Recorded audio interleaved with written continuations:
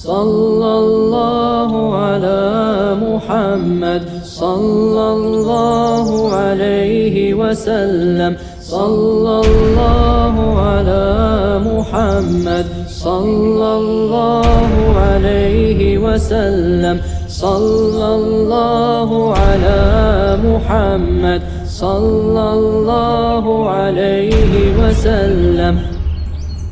جس عشق رسول صلی اللہ علیہ وسلم کا تذکرہ پہلے چل رہا ہے، اسی عشق کا تذکرہ اس شعر کے اندر بھی موجود ہے کہ جب مجھے نبی کریم صلی اللہ علیہ وسلم کا خیال آتا ہے تو میری راتوں کی نیند اڑ جاتی ہے۔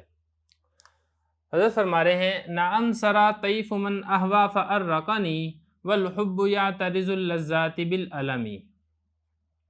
ترجمہ دیکھ لیں، جی ہاں مجھے رات کے وقت اس کا خیال آ گیا جس سے میں محبت کرتا ہوں، تو اس خیال نے میری نیند اڑا دی، اور محبت انسان اور لذت کے درمیان درد کے ذریعے رکاوٹ بن جاتی ہے۔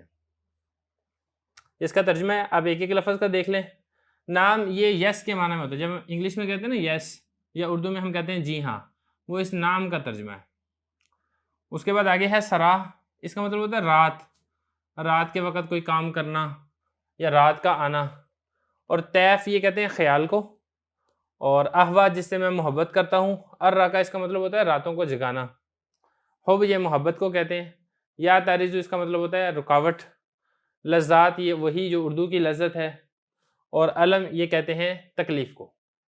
اب مطلب اس کا یہ ہے کہ جب میں اگر رات کو سو رہا ہوں اور مجھے اس شخص کا، اس ذات مبارک کا خیال آ جائے جس سے مجھے محبت ہے، جس سے مجھے عشق ہے، تو یہ خیال میری راتوں کی نیند اڑا دیتا ہے اور میں رات کو سوتے سوتے اٹھ کر بیٹھ جاتا ہوں۔ دیکھیں، جو ایک عاشق صادق ہوتا ہے وہ عشق کے اندر گھلتا رہتا ہے اور اس کا بدن کمزور ہوتا رہتا ہے۔ اس کی راحت کی گھڑی وہی ہوتی ہے جس گھڑی میں وہ 2 گھڑی سو جاتا ہے، آرام کر لیتا ہے۔ لیکن اگر رات کو بھی اس کو وہ اپنی محبت کا خیال آ جائے اور جس سے وہ محبت کرتا ہے اس کا تذکرہ اس کے سامنے ہونے لگ جائے تو اس کی راتوں کی نیند بھی اڑ جاتی ہے۔ تو جو نیند کی لذت ہوتی ہے وہ عشق کا درد اس لذت کو ختم کر دیتا ہے، لیکن یہ درد اتنا لذیذ ہوتا ہے کہ نیند کی لذت تو اس کے پاس بھی نہیں آ سکتی۔ تو یہ حضرت فرما رہے ہیں کہ جی ہاں، رات کو جب مجھے خیال آ جائے اس ذات مبارک کا، اس ذات گرامی کا، اس ذات اقدس کا صلی اللہ علیہ وسلم جس سے میں محبت کرتا ہوں، تو یہ خیال مجھے راتوں کو جگا دیتا ہے۔ اور محبت ایسی چیز ہے جو فانی لذتوں کو ختم کر دیتی ہے دائمی تکلیف کے ساتھ، اور یہ تکلیف ایسی ہوتی ہے کہ دنیا جہان کی لذتیں بھی اس تکلیف کا مقابلہ نہیں کر سکتی۔ جو 8ویں شعر کے اندر مضمون تھا عشق و محبت کا، یہی مضمون 9ویں شعر کے اندر ہے۔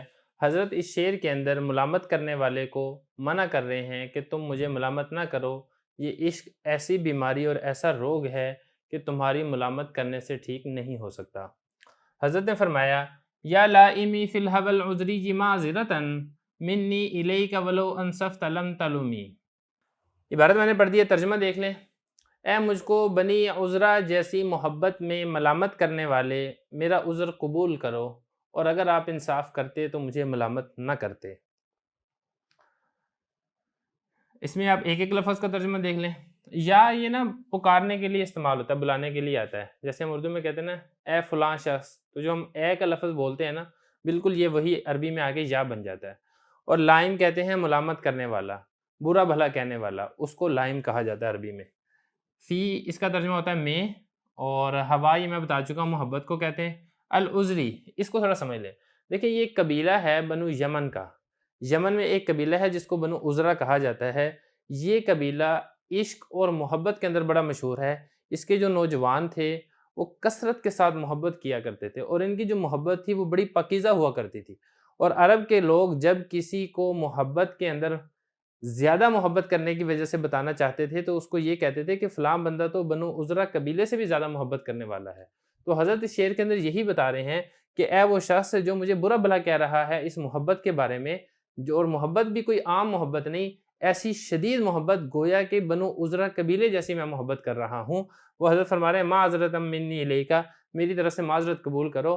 معذرت یہ ہے کہ دیکھیں، یہ جو محبت ہے یہ کوئی دنیاوی فانی محبت نہیں ہے، یہ دنیاوی مال و متاع کی، یہ کسی عورت سے محبت نہیں ہے جس سے منع کیا جائے، جس سے روکا جائے، بلکہ یہ محبت تو انتہائی مقدس اور مبارک محبت ہے کہ نبی کریم صلی اللہ علیہ وسلم کی ذات گرامی اور ذات مبارک کے ساتھ محبت کی جا رہی ہے۔ تو حضرت فرما رہے ہیں کہ میری معذرت قبول کرو، مجھے اس محبت میں تم ملامت نہ کرو، برا بھلا مت کہو۔ وَلَوْ أَنصَفْتَ لَمْ تَلُومِي، اور اگر تم انصاف کرتے ہیں ملامت کرنے والے، انصفتہ کا مطلب ہوتا ہے انصاف کرنا، لم تلومی، تلوم کہتے ہیں ملامت کو، تو تم مجھے ملامت نہ کرتے۔ اگر تمہارے اندر نظر انصاف ہوتی تو تم مجھے اس عشق اور محبت پر شاباش دیتے، مجھے انعام دیتے، مجھے تم اس کے اوپر ملامت اور برا بھلا مت کہتے۔ 10 نمبر شعر میں بھی یہی عشق رسول صلی اللہ علیہ وسلم کا مضمون بیان کیا جا رہا ہے۔ حضرت نے فرمایا عدد کا حالی لا سری بمستتر عن الوشاة ولا دائی بمنحسمی۔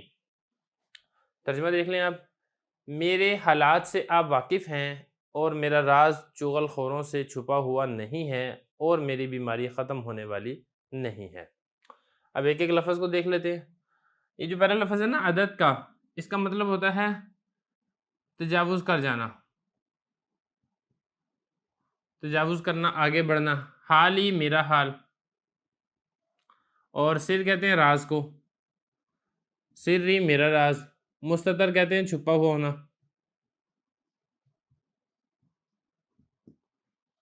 اور ان اس کا ترجمہ ہوتا ہے سے، اور وشات کہتے ہیں چغل خور، اور دا یہ بیماری کو کہتے ہیں، دا ای میری بیماری، یہ جو یا ہوتی ہے نا یہ میرا ہونا بتانے کے لیے آتی ہے۔ یہاں پہ بھی دیکھیں حال ہی میرا حال، سر ہی میرا راز، دا ای میری بیماری۔ منحسم کا مطلب ہوتا ہے ختم ہونا۔ تو اب اس کا مطلب کیا بنے گا؟ حضرت فرما رہے ہیں کہ میرا حال میرے سے تجاوز کر کے آپ تک پہنچ چکا ہے، یعنی میرے حالات کی جو واقفیت ہے وہ آپ کو ہو چکی ہے، آپ واقف ہو چکے ہیں۔ ولا سری، اور جو میرا راز ہے وہ مستتر نہیں ہے، چھپا ہوا نہیں ہے، عن الوشاتی چغل خوروں سے، اور میری جو بیماری ہے وہ بھی ختم ہونے والی نہیں ہے۔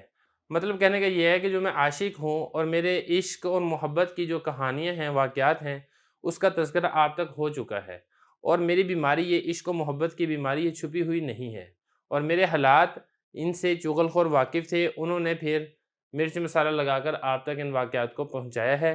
کہنے کا یہ ہے کہ عاشق صادق کا جو حال ہے وہ چھپ نہیں سکتا، چھپانا چاہے تب بھی نہیں چھپ سکتا، اور لوگ بھی پھر بڑھ چڑھ کے عاشق کے متعلق جو واقعات ہیں وہ دوسروں کو بتاتے رہتے ہیں۔ آپ تک بھی میرے عشق و محبت کا تذکرہ پہنچ چکا ہے، اس لیے بہتر یہی ہے کہ آپ مجھے ملامت کرنا چھوڑ دیجئے۔